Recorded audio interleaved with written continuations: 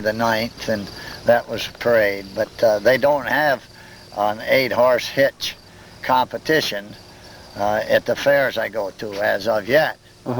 But this year I might, if everything works out, I might hook 8 down to Detroit, and it'll be just on my own, or what I mean, I volunteer the 8, where I usually would use 6, and it might invite the fever for them to get an 8-horse hitch class, as they call it. And then there'll be some competition and some premiums. How much time out of the year do you spend, you think, in hitching and fairs and the like? Well, it's kind of hard to tell, but I don't work my horses here to home in the hitches so much as a person would think. I get them going, like this year, Ionia, the order, the way I hitched was new for 3 of them. They'd been drove. I might hitch 4 here to home, where the horses are used to what we call a lead, and then the other team being used to having a team ahead of them. And that's the way I do, and they're this ain't all new when you put them in a 6-horse hitch. But they are pretty well broke or trained to the commands, which helps. You have your lines on them, of course, and when you say ha, that means to the left. These horses, there's no chain reaction. Right off, they know which way they're supposed to turn, whether there's 2 horses in your hands or 6. That was during the Ionia Fair? Yeah. How'd you come out this year? Well, I won the 6-horse hitch, and I won the 4-horse hitch. I got 2nd with the 2-horse hitch. How many other people like you in the state are there that have this kind of a horse? Oh, let's see. There's one down to Adrian. Well, there's quite, but as far as mares and the breeders, the fellows that is using mares in the breeding program, let's see, there's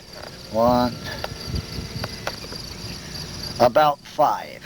And then, of course, you got your commercial, I say commercial, you got the millionaires. There's some pretty fancy hitches coming out. What I mean with geldings, these are bigger horses, the geldings. So, how do they differentiate between, like in tractors and horse pulls, they have the weights. How do they differentiate in this? Well, as of, they're starting to have what they call the all-mare hitch in places now. Of one breed? No. Well, no, of all, the Perchins, the Belgians, and the Clydes. You can have, if you got all mares, you're driving in competition with another man, or 2 or 3 entries, 3 or 4, just mares. But that's in your bigger shows. But your county shows, if these big geldings are there, which there's a fellow up Memphis, Michigan, and there's a fellow up to Gladwin. They've got Percherons, and then there's a hitch of Belgians in Indiana, and you compete with them. And of course, the big horses, they take preference over the smaller, but they're good hitches. They're nice, but there's lots of money in them. It's some of them fellows, which I'm not against it. I'm not envious of it. Of course, money's always nice, but if you don't have it, you do with what you got. You probably see some of these same faces over and over again, don't you? Oh, yes. Well, what I can understand, if you're going to be coming in there and taking these 1st and 2nd places, it seems like these guys would get kind of heartsick after a while and stay away. Oh, no. The other judge, you might go to another show, and the other judge can change it around. Well, maybe. Or some days, your hitch, your horses, they work better. Things work just good. Oh, so... And you can have a good drive, as we call it. And maybe someday you want to have a good drive, and the other guy'd have a better drive, well, he could win over you. Now the drive, you mean after... Well, you go in there and drive in wherever the arena. You drive down so far and turn around and... Well, you got an arena and you just go around, maybe cut a figure 8 or 2 and things like that. So on this particular day, if your horses feel to be a little frisky or they don't obey and they don't work together, that's how you could lose out. That's right. Oh, that's right. Okay. That's right. Okay. Now, you told me earlier before we started filming that perhaps we can take off back in the field and see some of your horses with the truck. Yeah. Right for now, I see as I've been panning around here while you're talking, we have the sheep and the cows. How many sheep do you have? Oh, there's these belong to the kids, Jody and the grandkids. But I guess there's about 20 here. They've got a few. They like to play with them, and the kids take some to the fair.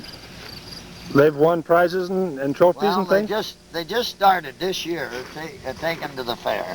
Oh, yeah. And they done, I guess, all right up to St. John's 4-H. What kind of sheep are these? Well, they're Suffolks and Cordale. They're kind of, they're mixed up, crossed, these sheep are. There's some of them there. There's a white face ewe in there, what you would call, they call it the North Country Cheviot. That's that one back there? The white one right there, the white-faced one. Okay, I got him. Yeah. What'd you say the name was? North Country Cheviot. Are those quite common around here? Well, no, they haven't been. We run into these about 3 or 4 years ago. We bought a ram, or the kids did, and well, I bought the ram. I sold a fellow a horse, and he had some, and I liked it looks so sheep. And he said in Vermont they've had lots of them, and in the north they're kind of a hardy sheep. Hardy, what way for the? Well, weather. They can look out for themselves pretty easy. As far as the wool production, one's about the same as the other, right? Yes. What kind of sheep is this right here in the foreground with the black? Is this a Suffolk? Well, that's black. No, this one on the right here. That's a Suffolk. Yeah. That's an old ewe there. And then the black one. Well, that's part Suffolk and part Rambouillet. Do you keep them in the pen all the time, or Well, they go out in the fields? we keep them here and feed them hay. They're in here to knock these weeds down, eat them up, Oh, I see. and mowing it down. That's what mainly why they're here. And of course, while the kids at the fair, they've left them here till they got back. And, Now the cattle, you got all Holstein? yes. How long have you been? Have you had them? Oh, I've had Holsteins now for the most part, I guess, 40 years. Of course, you sell the milk. Right. That's the idea. Yeah, we sell milk. Oh, we produce a few steers, not many. 8-10 steers a year. You breed artificially, or? Well, some kind of light. We have a bull now. We have been keeping, but Doug breeds some of them artificial. Uh-huh.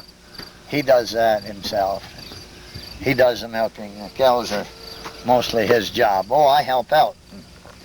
How many head you milk? About 45. Around 45. So who's working here with you, Doug and Jody? Just Doug. Just Doug? Yeah. Mm-hmm. Well, the other boys help, but Doug's doing the farming or working with it. He Uh-huh. does the farming, and I help him now, I guess. Oh, it's got to that, hey? Yeah. I'm going to get a shot of your pretty sign up there before we leave, but I see that you were selected Farm of the Year. Which year was that?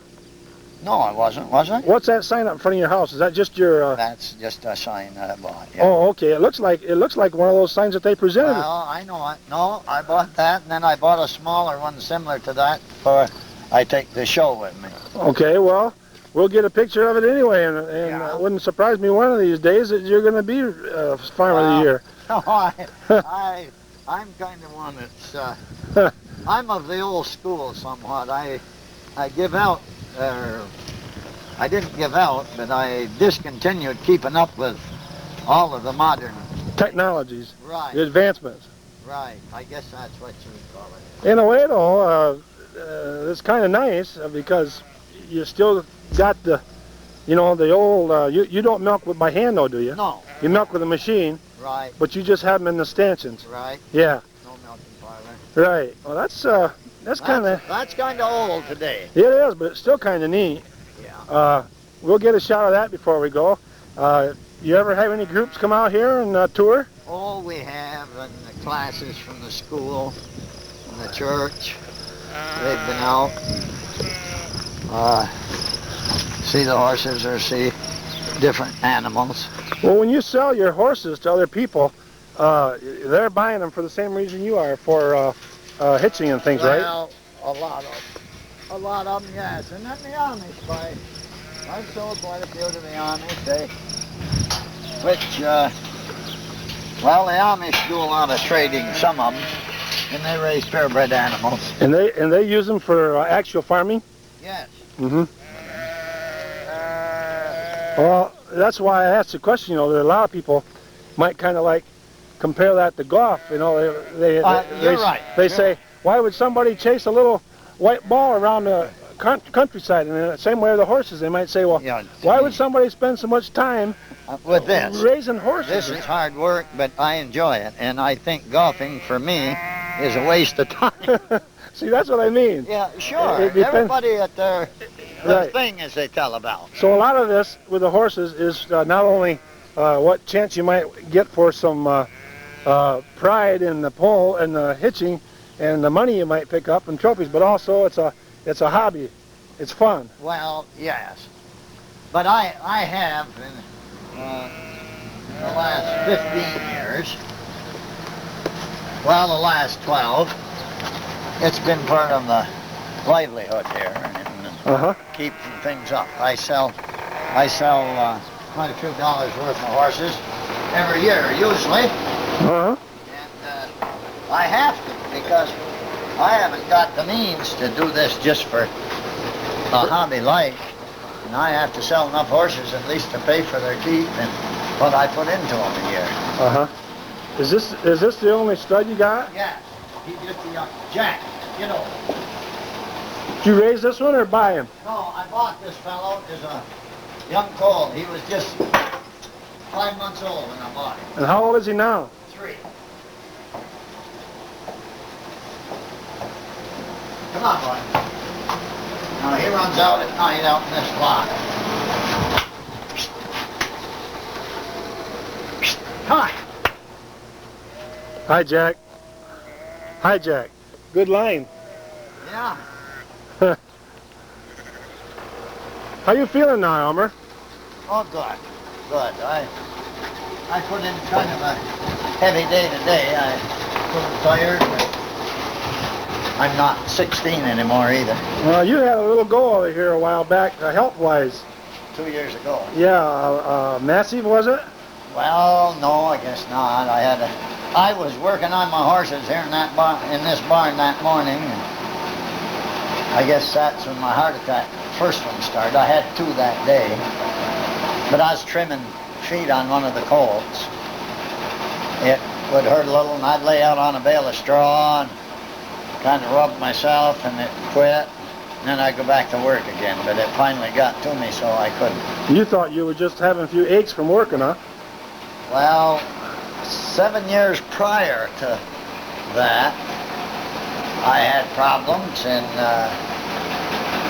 the doctor, I suppose it was a hiatal hernia. And I had problems for 2 years, and I had to watch the diet, and I guess I got over it. But this heart attack, when that come along, when it first hit me, acted just like times when I had that, about 7 years prior to that. So you just kind of thought it was a reoccurrence? Right. How long were you laid up with that anyway? Well, that was 11th of June, and I went in the Wausau Hospital, and they moved me to Lansing. I was not doing too good in the Wausau. And when they got me to Ingham Medical, they put, what do you call it? The pump on it. Yeah.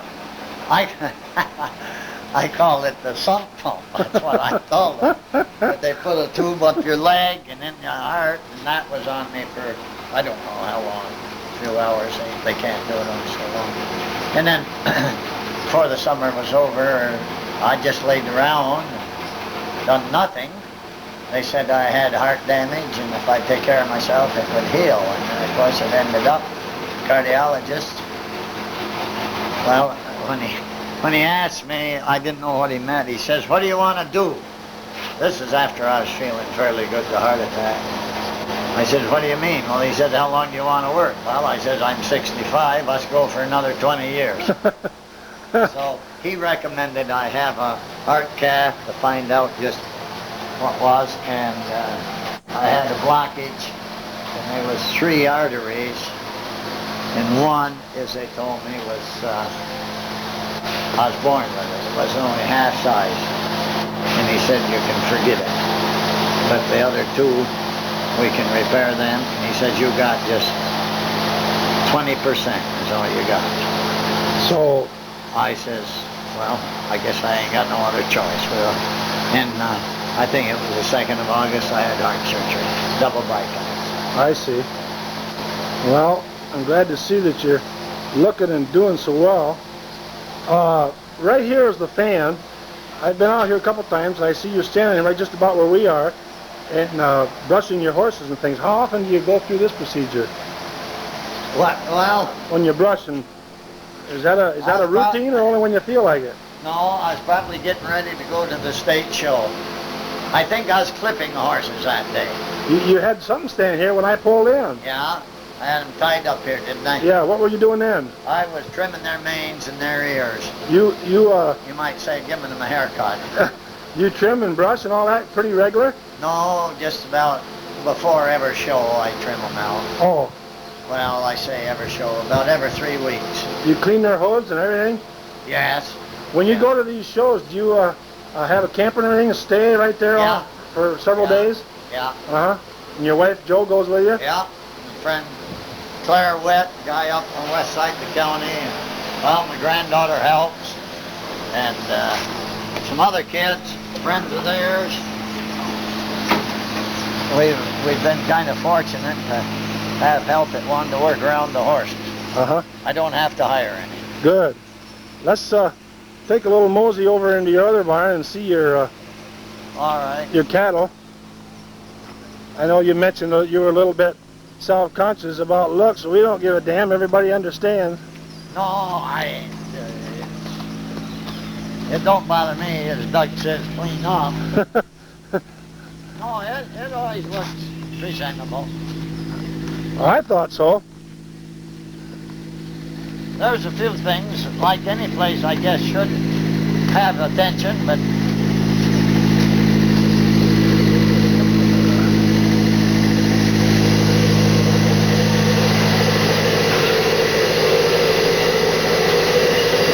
Hi, Doug.